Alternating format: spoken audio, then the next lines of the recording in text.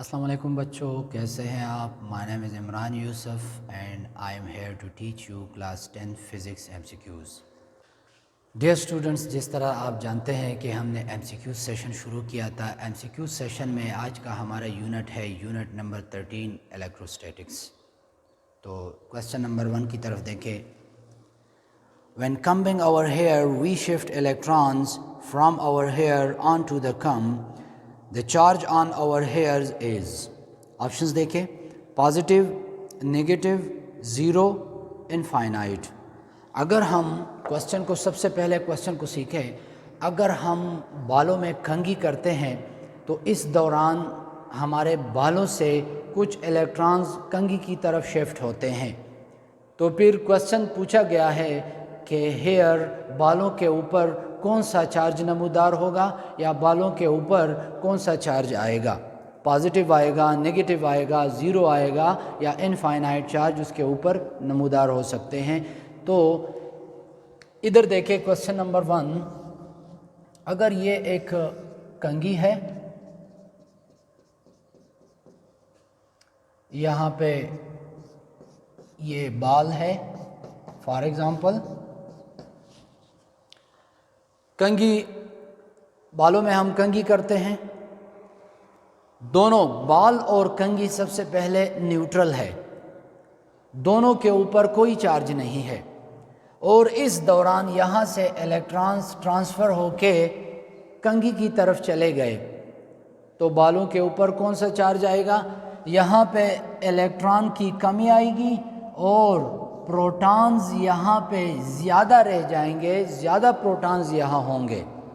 तो ये भी हमें पता है कि जिस ऑब्जेक्ट के ऊपर जो पार्टिकल्स ज़्यादा होंगे उसके ऊपर वही चार्ज नमूदार होगा। तो यहाँ पे एग्ज़ाम्पल देखें, एक एग्ज़ाम्पल के तौर पे इसको मैं असाइन करता हूँ कि यहाँ पे इलेक्ट्रॉन्स कितने हैं, यहाँ पे इलेक्ट्रॉन्स कितने हैं। फॉर एग्ज़ाम्पल यहाँ पे इलेक्ट्रॉन्स है 15, यहाँ पे प्रोटॉन्स है 15। कंघी के ऊपर इलेक्ट्रॉन की तादाद है 20, प्रोटॉन की तादाद है 20। ये एक एग्ज़ाम्पल है।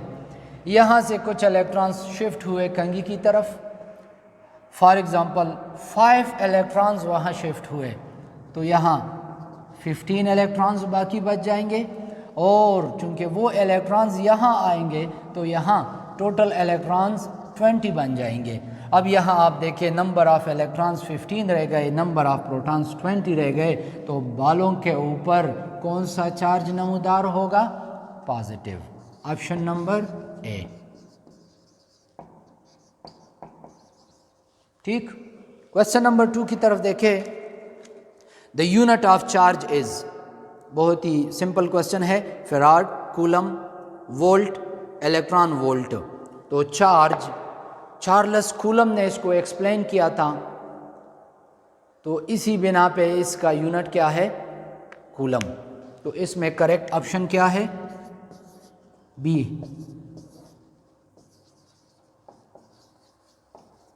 Coulomb.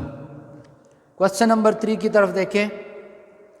Initially sphere A has a charge of -50 E and sphere B has a charge of +20 E. The spheres are made of conducting material and are identical in size. If the spheres then touch, what is the resulting charge on sphere A? दो spheres है हमारे पास, identical spheres है, same है, size भी same है, conducting material है, conducting material भी दोनों का एक ही है। एक का नाम ए है, दूसरे का नाम बी है। ए बी, इसके ऊपर इतने चार्ज है, इसके ऊपर इतने चार्ज है। प्लस का क्या मतलब है, यहाँ पे पॉजिट्रॉन ज़्यादा है, मतलब कि इसके ऊपर पॉजिटिव चार्ज है, इसके ऊपर नेगेटिव चार्ज है। इनिशियली ये एक दूसरे से आइसोलेट है, अलग अलग है, फिर इसको हम आपस में टच करते हैं। आफ्टर टचिंग हमने मालूम करना है कि ए स्फीयर के ऊपर कितने चार्ज रह जाएंगे। ये देखिए, ए बी, जब इसको हम टच करते हैं यहाँ पे ए के ऊपर पोटेंशियल ज़्यादा है बी की निस्बत, तो यहाँ से कुछ इलेक्ट्रॉन्स मूव करेंगे। कितने इलेक्ट्रॉन्स? 20 इलेक्ट्रॉन्स, ताकि ये इक्विलिब्रियम की तरफ चले जाए। यहाँ से -50 से 20 इलेक्ट्रॉन्स शिफ्ट होंगे और -20 + 20, तो यहाँ इसके ऊपर 0 चार्ज नमूदार होगा और यहाँ पे 30E माइनस नेगेटिव चार्ज नमूदार होगा।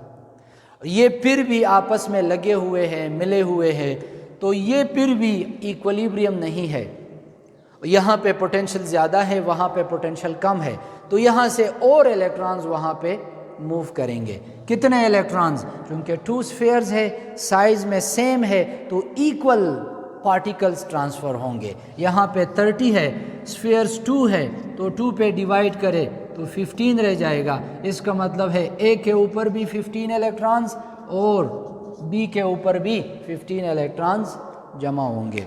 दोनों अब इक्विलिब्रियम भी है और दोनों के ऊपर सेम चार्जेस, सेम चार्ज भी और सेम पार्टिकल्स भी।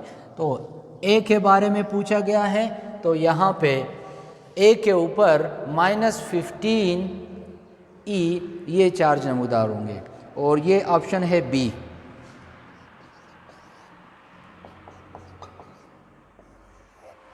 ठीक, क्वेश्चन नंबर 4 की तरफ देखें। क्वेश्चन नंबर 4 क्या है? देखें, स्क्रीन पे आप देख सकते हैं।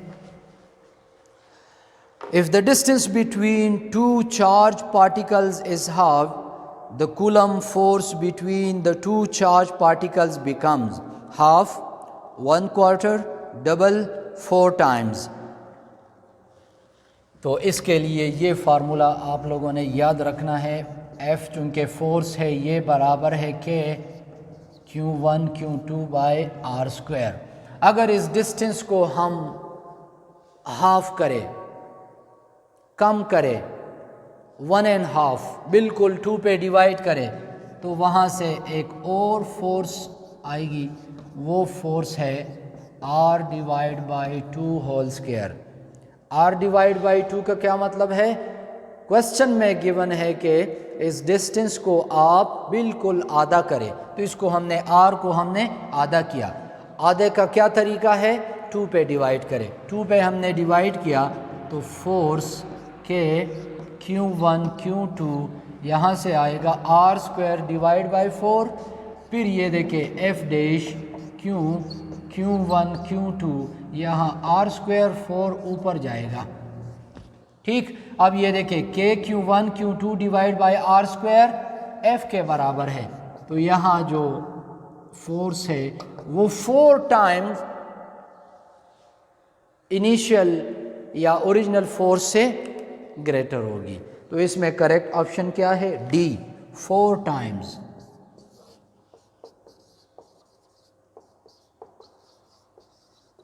ठीक, क्वेश्चन नंबर 5 की तरफ देखें। The value of coulomb constant के डिपेंड्स ऑन। हाँ, कूलम कांस्टेंट ए किस चीज़ पे डिपेंड कर रहा है? Value of charge, material medium, separation between charges, all of these. तो K इज़ इक्वल टू 1/4πε0। तो ये आप देखें, क्वेश्चन नंबर 5 है K is equal to 1 constant, 4 constant, pi constant. तो K का ताल्लुक इनडायरेक्टली ε0 के साथ है। What is ε0? ε0 is permittivity of material. अगर मटेरियल को हम चेंज करते हैं तो इसकी परमिटिविटी भी चेंज होगी। हर एक मटेरियल की अलग अलग परमिटिविटी है, तो इसका मतलब है कि मटेरियल मीडियम यहाँ पे इफ़ेक्ट कर रहा है किसको? K को। ठीक है, तो इसमें करेक्ट ऑप्शन क्या है? Material medium, B. Material medium, ये। क्वेश्चन नंबर 6 की तरफ देखें। An additional capacitor is added to a group of capacitors already connected in series. The equivalent capacitance increase, stay the same, decrease, goes to zero. Additional capacitor का क्या मतलब है कि पहले से एक कम्बिनेशन है कैपेसिटर का और वो सीरीज़ कम्बिनेशन है। हमको पता है कि हम कैपेसिटर्स को सीरीज़ में, पैरेलल में, सीरीज़ एंड पैरेलल तीनों तरीक़ों से हम इसको कनेक्ट कर सकते हैं। अब यहाँ पे चूँकि सीरीज़ कम्बिनेशन है, सीरीज़ कम्बिनेशन के हवाले से भी आपको पता है कि सीरीज़ कम्बिनेशन में कैपेसिटेंस डिक्रीज़ होती है। और इसी तरह अगर सीरीज़ कम्बिनेशन में हम एक और कैपेसिटर उसके साथ ऐड करें, कैपेसिटर्स ये सामने डायग्राम में भी आप देख सकते हैं कि कैपेसिटर्स क्या है और किस शक्ल के होते हैं। ये देखिए कैपेसिटर्स है, इसमें मुख्तलिफ इसकी वैल्यू है, 10 माइक्रोफेराड है, 2.5 माइक्रोफेराड है, 8 माइक्रोफेराड है। अब फेराड इसका यूनिट है और माइक्रो एक प्रीफिक्स है। तो यहाँ पे देखिए सीरीज़ कम्बिनेशन में ये इसका फार्मूला है।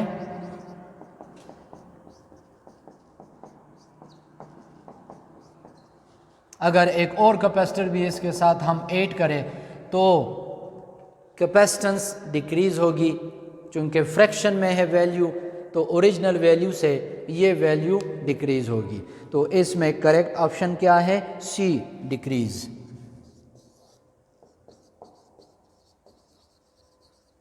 ठीक, क्वेश्चन नंबर 7 की तरफ देखें।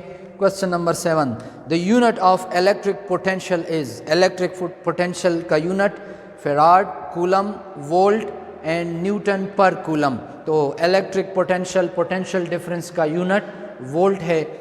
और तो इसका करेक्ट ऑप्शन क्या है? करेक्ट ऑप्शन है सी, वोल्ट। ठीक, क्वेश्चन नंबर 8 की तरफ देखिए। क्वेश्चन नंबर 8 में क्या है?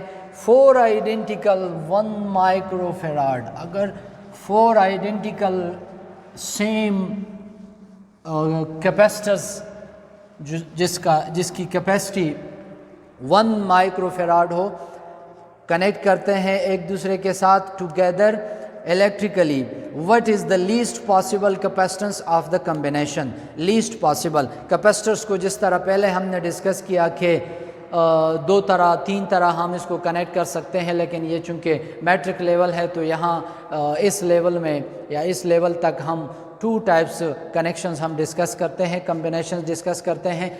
तो इसी वजह से इसकी पैरेलल कम्बिनेशन है और सीरीज़ कम्बिनेशन है। तो लीस्ट पॉसिबल कैपेसिटेंस चाहिए। अब यहाँ पे लीस्ट के लिए, चूँकि लीस्ट में कैपेसिटेंस डिक्रीज़ होती है, तो यहाँ पे हम कैपेसिटर्स को सीरीज़ में कनेक्ट करेंगे ताकि हमें लीस्ट कैपेसिटेंस मिल जाए। अब 1 माइक्रोफेराड और ये इक्विवेलेंट कैपेसिटेंस क्या है? 1/C1, 1/C2, 1/C3, 1/C4, 1 divide by 1, हर एक की वैल्यू 1 1 है। तो ये देखिए यहाँ से आएगा C इक्वलेंट 1 + 1 + 1 + 1, तो 1 डिवाइड बाय C4 के बराबर आएगा। और यहाँ चूँकि यहाँ नीचे 1 है, हमको C इक्वलेंट चाहिए, तो ये आएगा 1/4 माइक्रोफेराड। तो ये ऑप्शन है सी, करेक्ट ऑप्शन इसका सी, 1/4 माइक्रोफेराड। क्वेश्चन नंबर 9 देखिए। Question number 9, a capacitor C has a charge Q, the actual charges on its plates are. Capacitors 2 plates minus और प्लस के नाम से, एक को माइनस के साथ कनेक्ट करते हैं, दूसरे को प्लस के साथ कनेक्ट करते हैं। और अगर इसके ऊपर चार्ज क्यों हो तो इसका क्या मतलब है? इसका मतलब ये है कि एक प्लेट के ऊपर प्लस क्यों और दूसरे प्लेट के ऊपर माइनस क्यों नमूदार होगा। अगर चार्ज क्यों है तो इलेक्ट्रोस्टैटिक इंडक्शन की वजह से दूसरे प्लेट के ऊपर माइनस क्यों ये नमूदार होगा। तो यहाँ भी करेक्ट ऑप्शन देखें, करेक्ट ऑप्शन है सी, क्यू और माइनस क्यू। यहाँ पे क्यू के साथ प्लस नहीं है तो इसका मतलब है कि ये प्लस ही है।